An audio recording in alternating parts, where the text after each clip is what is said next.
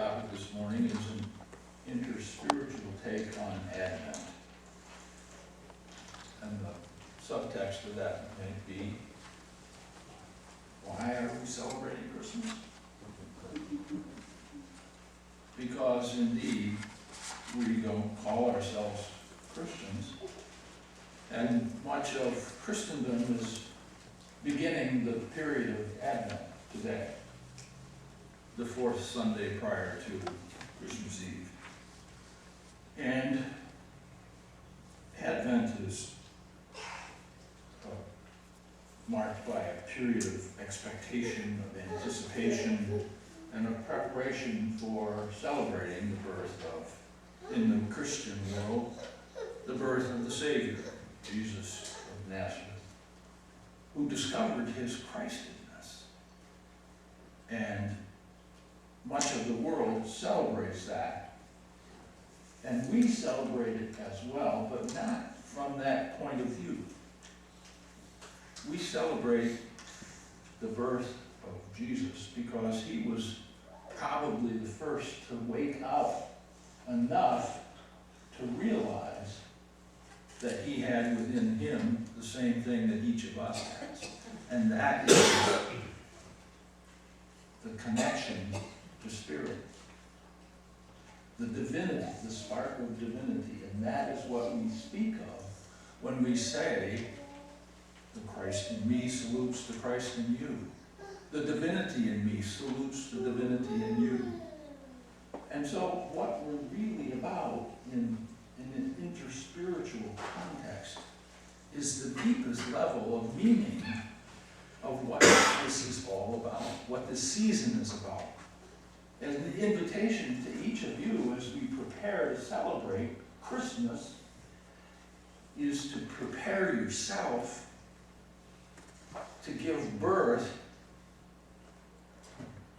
to the awareness of the Christ that dwells within you. Because each of you has the same potential. There is no one amongst us who does not have that very potential. None. Each of us is that. And an interspiritual context is really about the mystical connection that all of the mystics of the world, every one of them, have agreed upon. And that is that we are all one. There is only one of us. It is us. We're it. And the connection to the divine is up to us. The connection cannot be broken. It can be disregarded. We can cover our ears and say, I don't want to hear it. Don't tell me that. You can't mean that I am the Christ. You can't possibly mean that. I've heard people say that. Because it's so foreign to what we've been taught. And what we've been taught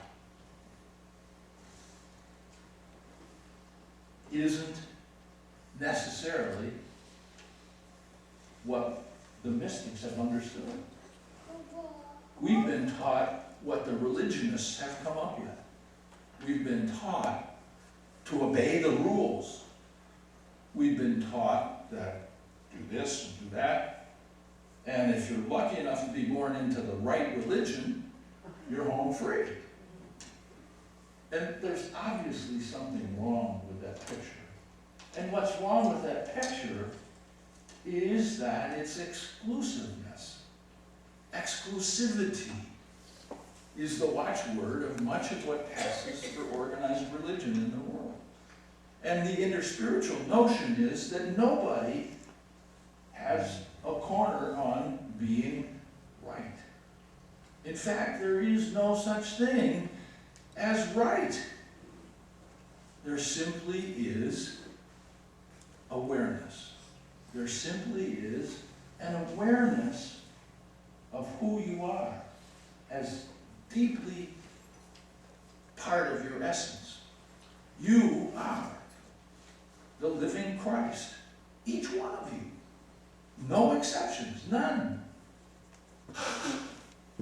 Not even the person who didn't make it here today and you think, oh boy, that guy really has trouble. That guy couldn't possibly be the Christ. And everybody knows somebody that they would put into that category. And every one of us has been in the boat that Bob talked about in the introduction to his meditation. The judging of somebody, oh, they can't possibly believe that. It doesn't matter. You know, one of the most powerful things I ever read, ever, it was truly life-changing for me. And it was the story of the young Lutheran seminarian who had just graduated from seminary and been ordained. Doesn't matter what, but it happens to have been that he was a Lutheran Synod, Missouri Synod Lutheran. And he had a near-death experience. He had a routine tonsillectomy, and he went into a full-blown cardiac arrest on the operating table and was clinically dead for several minutes. And he had a full-blown near-death experience. He went through the tunnel. He had the being of light. He had the life review.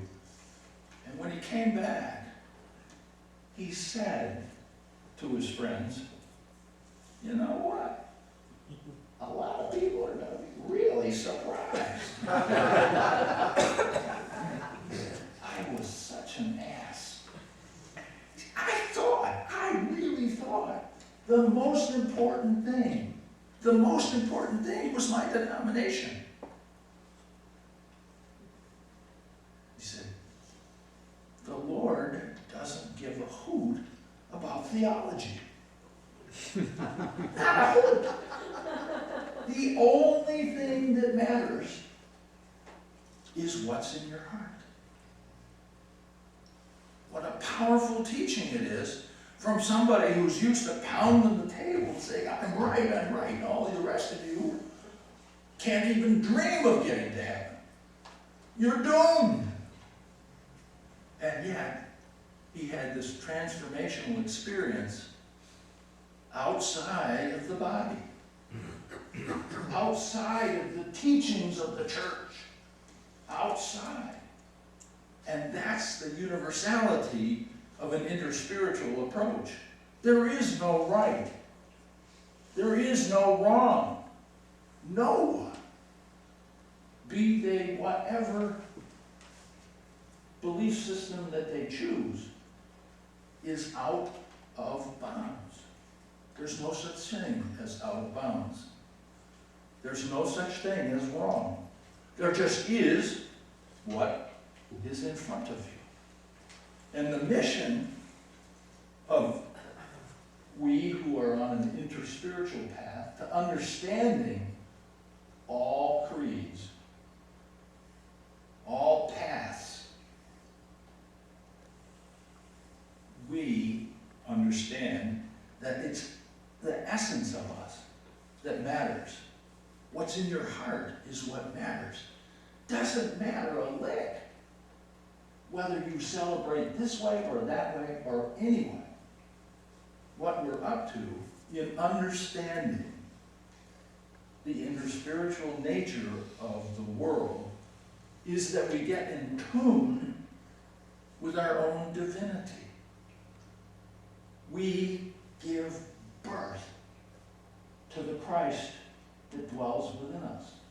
And that's what we're doing this Advent season, is we're getting ready to give birth again to the Spirit that dwells within us, to allow it to blossom forth, to be expressed. In the Monday Night Course Group, we read from a book called The Way of Mastery. It was channeled from Jesus through a man named John Mark Hammer.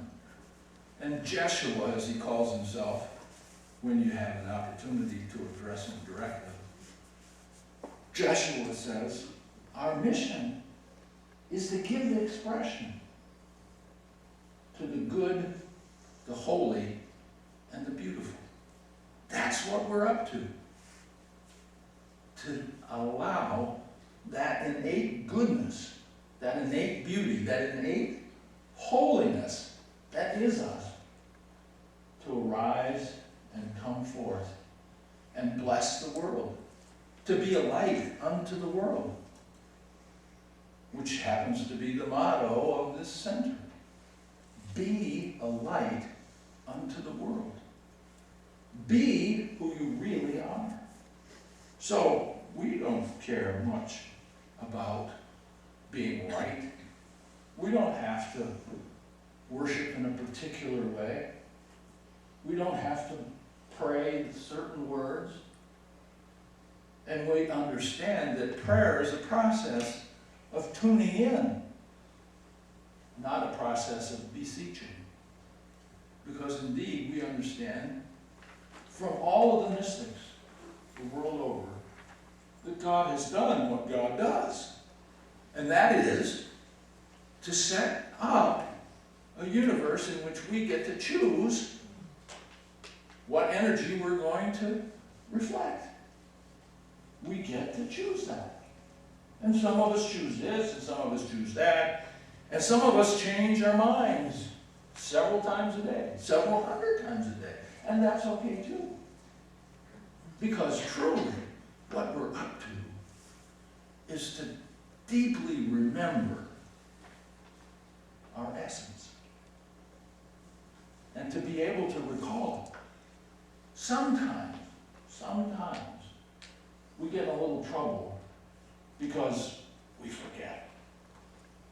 And, life shows up and, whoops, the knee jerk has just happened. And you've said something or done something that you would like to retract, do over. Well, I'm here to say to you that you have an infinite number of do-overs. There is no limit to how many do-overs you get to have. As many do-overs as you could possibly imagine are yours simply for the doing. Do it over. In course terminology, it's choose once again, my brother. Choose again. Because always we're a choice. And in this season of celebration, of the birth of the Christ Spirit, we're talking about not a historical birth 2,000 years ago, which indeed took place, which indeed was an important event in the history of the world, but it was important because our beloved brother Joshua decided to come and make a great demonstration. And the demonstration that was made 2,000 years ago is that you are divinity, each one of us. And the words are recorded. He said it out loud, and you can read it in John 14:12. All of you who believe as I believe will do the works that I do, and greater works than these will you do. And that means you're it too. That's exactly what that means. And there's no quibbling about it. That was what was said, and that's the truth of who you are. So, you get to act on it or not. And you're not wrong if you choose not to act that way. You get to experience life as you choose. You are a choice. And the really excellent news, the really good news is that there's no judgment. You're not going to be found lacking. You're not going to be found at fault. You're never going to be judged. You're never going to be sentenced to eternal damnation. You get to do exactly what you decide is in yours and the world's best interest. Now, society has some rules about what you do and you don't do. And I'm not talking about that. I'm talking about the metaphysical rules. I'm talking about the big deal of judgment. that doesn't exist, that doesn't happen. The only judgment that happens is you look and say, wish I'd done that differently. And then you get a chance to have a do-over. You get a chance to say, I'm going to choose differently next time. I really, really want to express in all of my comings and goings and all of my doings, I want to express. I choose to express only the good, the holy, and the beautiful. And if we live like that, we're going to make a huge difference in the world. And we're going to change the world one consciousness at a time. And interspirituality is about consciousness. It's about understanding what the mystics have always understood. The mystics have told us we are part of ultimate reality. That's who we are. They've all said it in one way or another, in one language or another. And it doesn't matter whether it gets translated as Allah, God, all that is, Great Spirit, Deep peace. Deep peace. deep peace, that too. It doesn't matter what name we attach to it. You can't change who and what you are. You can welcome it, and you can acknowledge it, and you can say, I can do that. I can do that. But you don't have to. You're free. You're absolutely free. And wouldn't it be grand if we could gently nudge the whole world into choosing to express only the good, the holy, and the beautiful. So we share the ultimate experience of the oneness that is who we are. So I invite you into a deep mystical practice. Try some meditation. Try some prayer of one sort or another. If you haven't ever come to one of Don's drumming sessions on the first Saturday of the month, do that. Drumming is a very mystical experience. It can set you into a totally different realm. But I invite each of you, as we enter this season of Advent, is to prepare.